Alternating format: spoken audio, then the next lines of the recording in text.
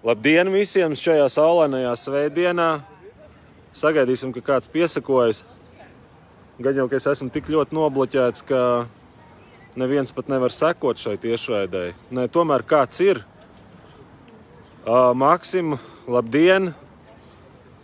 Evita, Ligita un vēl 24 citi cilvēki, labdien! 100 jau ir.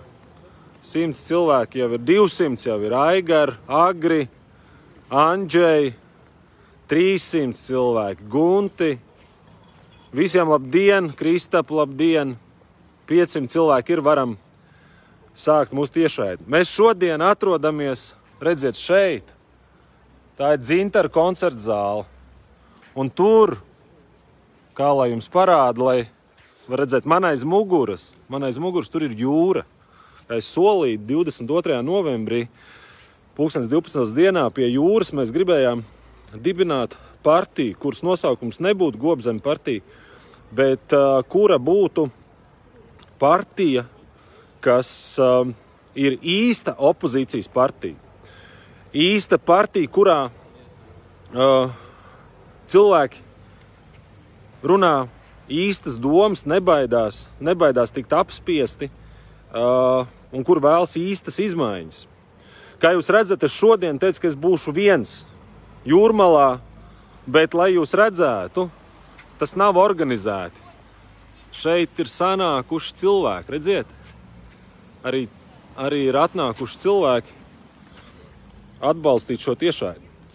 Tas, ko es šorīt gribēju jums pateikt, tas ir vairākas lietas. Pirmā lieta ir sekojoša.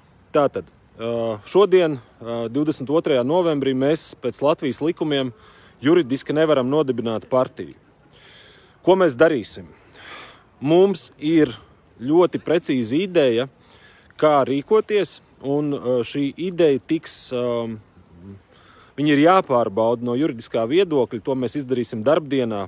Rīt ir pirmā darbdiena, līdz ar to var rītdien izdarīt, pārbaudīt mūsu ideju. Ja viņi apstiprināsies, tad mēs pat vēl šogad paspēsim nodibināt partiju. Ja viņi neapstiprināsies, tad partiju mēs nodibināsim tuvākajā iespējamā laikā, datumu vēl pagaidām nenosaucot. Tas būtu mazākais. Lielākais un būtiskākais.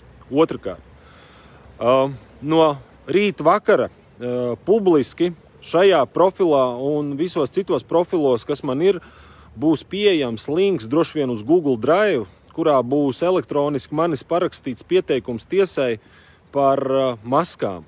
Par to, ka maskas lietot ir būtībā antikonstitucionāli un ka šāds obligāts masku lietošanas pienākums ir jāceļ.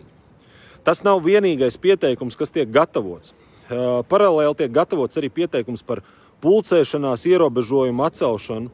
Un tas pamatojums galvenokārt ir tāds, ka nav nekāda zinātniska, nekāda medicīniska, nekāda faktiski arī juridiska pamatojuma, kāpēc šādus ierobežojumus noteikt. Tādēļ sekojiet līdzi un lūdzu piesakieties arī manā Telegram kontā un paralēli kontā, ja nu gadījumā šo nobloķē. Es lūdzu visiem maniem atbalstītājiem, kādam no jums ir arī izveidotas savas kādas lapas Facebookā, kurā ir daudz sekotāji.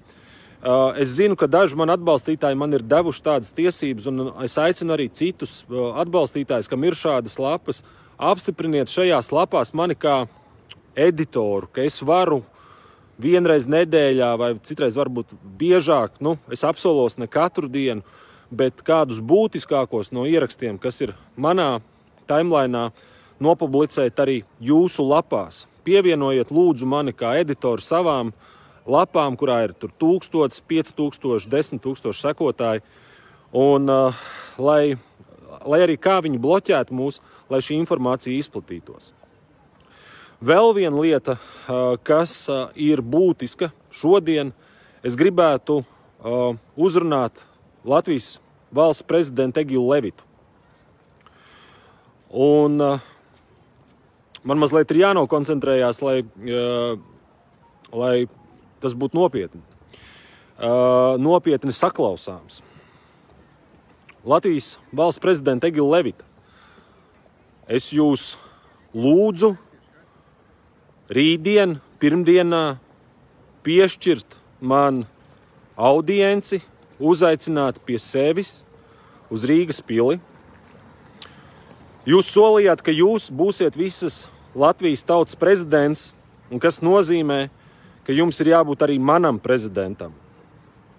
Mēs, Egila Levita, esam politiskie pretinieki. Un man ir ļoti žēl, ka man tā ir jāsaka par savu valsts prezidentu, ka viņš ir mans politiskais pretinieks. Bet ir reizes, kad politiskiem pretiniekiem ir jānosēžas pie viena galda un jāparunā nopietni. Egila Levita, ja jūs esat visas Latvijas tautas, tajā skaitā arī mans prezidents, es zinu, ka Latvijas Republikas prezidenta kancelējai ir visas iespējas pirmkārt patiešo sazināties ar Facebook un aicināt, ne tikai aicināt, bet panākt to cenzūras pārtraukšanu, kas notiek no Facebook puses pret Latvijas Republikas cilvēkiem, tostarp mani. Es jums atgādināšu, Egila Levita, ka Latvijas Republikā spēkā ir Satversmes 100. pants, un Satversmes 100. pantā cita starp ir pateikts, ka cenzūra Latvijas Republikā ir aizliegta. Jums ir jābūt pirmajam, kas par to iestājas. Jums ir pirmajam jāpārtrauc tādas darbības, kas cenzē viedokļus. Mums visiem var nepatikt dažādi viedokļi. Mēs varam nepiekrist un mēs varam nelasīt. Bet cenzēt atšķirīgu viedokli, ļaujot to citas valsts kompānijai, ir nepareizi, ne pēc būtības, ne juridiski. Un jums, kā cilvēkam, kurš runā par konstitucionālām tiesībām, ir pirmajam par to jāiestājas. Egila Levita, mēs esam pretinieki, bet ļoti iespējams, ka mūsu interese par mūsu valsti ir līdzīga. Mēs tikai dažādi to saprotam. Jūs to saprotat ar ierobežojumiem. Es to saprotu ar brīvību. Es to saprotu ar cilvēku brīvību, brīvi iziet ielās. Jo tas ir tikai normāli, ka cilvēki drīkst brīvi protestēt un paust savu politisko pārliecību, ka cilvēkiem ir brīvas tiesības piedalīties politiskajā procesā un ka cilvēkiem ne tikai medicīniski, bet arī savas pārliecības dēļ nav pienākuma valkāt tās pašas maskas. Egila Levita, es gaidu ziņu, es uzrakstīšu pats arī jūsu padomniekiem šodien lūgumu pieņemt mani audiencē rītdien, pirmdienā, prezidenta pilī. Jūs 2 gadu laikā neesat atradis iespēju satikties ar pašu zināmāko īstas opozīcijas pārstāvi, bet nu ir pienācis laiks. Ja jūs to nedarīsiet, Egila Levita, Latvijas sabiedrība redzēs, ka jūs neesat visas Latvijas tautas prezidents, bet šauras grupas, šauru interešu, šauras koalīcijas prezidents. Es gaidu ar nepacietību ziņu no jums, tāpat kā šo ziņu gaida šie cilvēki, kas nav organizēti speciāli, kas ir brīvprātīgi atnākuši, zinot, ka šodien nekas nenotiks, zinot, ka mēs šodien nevaram nodibināt partiju. Un visiem maniem sekotājiem, atbalstītājiem, tiem, kam nav vēl e-paraksts, tie, kas gribēs parakstīt pieteikumus, lūdzu, uzrakstiet saviem mobilā telefona operatoriem, lai viņi atsūta jums līgumu par mobilo e-parakstu. Tas ir bezmaksas, to var izdarīt 2 dienās. Ielādējiet savos telefonos aplikāciju e-paraksts mobile un piereģistrējieties. To varēs izdarīt ļoti ātri. Pieteikums par masku obligātu nesāšanas to atcelšanu būs parakstāms aptuveni 3 dienas, sākot no rītdienas vakara. Sekojiet līdzi, atbalstiet un lai jums skaista svētdiena, lai jums svētīga šī diena, lai jums viss izdodas un mostamies, nebaidamies iziet ielās, ne tikai tad, kad es to aicinu darīt, bet arī, ja to aicinu darīt citi cilvēki. Varbūt kāds no jums kaut ko grib pateikt tiešraidē. Ja negrib, tad neko. Vienmēr sakot, lai jums skaista diena un gaidām reakciju no Latvijas valsts prezidenta Egila Levita. Paldies! Nu tā, nevar tagad nofinišēt, neļauj. Facebooks man tagad neļauj beigt tiešraidi, starp citu. Es gribu nospiest finišu, bet nekas nesanāk.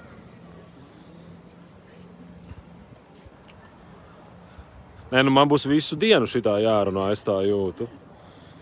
Nē, tiešām neļauj. Tas ir humors ir. Nu vienmēr sakot, es nevaru tagad pabeigt tiešraidi, jo Facebooks tad man neļauj neko runāt, un tad atkal neļauj pabeigt šo sarunu, ja? Un es spiežu jau kāds 20. reizi uz podziņas finišu, un nekas nesanāk. Tā kā tā. Rītdien būs ziņa par to, vai mums izdosies partiju nodibināt šogad jau. Ļoti interesants, atraktīvs risinājums ir izdomāts. Mums vajag tikai juridiskas detaļas saskaņot ar notāriem. Ja tas būs iespējams, tad mēs to darīsim maksimāli īsā laikā. Bet tiešraidi pabeigt neizdosies. Nu, vienmēr sakot, paldies jums. Jūs varat lēnām garā droši vien atsakoties no tiešraides, un es mēģināšu viņu kaut kā vienkārši pabeigt. Es iešu pie cilvēkiem, ar viņiem parunāt tikmēr. Nu, paldies visiem, kas atnāca. Nē, nu, bet tas ir kaut kāds gatavais Bermudu 3 stūris. Nē, nu. Nē, ja es izslēgšu, viņi pazudīs tā tiešraidi. Man viņu vajag saglabāt. Nē, šitā man ir pirmo reizi dzīvē. Varbūt viņš nosalis ir.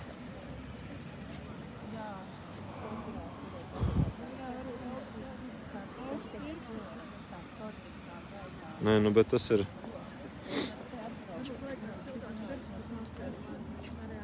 Varbūt to vajag aiziet. Nē, bet viņš nesaglabāsies. Man vajag, lai viņš saglabājās. Man vajag nospiest finišu un nospiest save. Tika nofilmēts.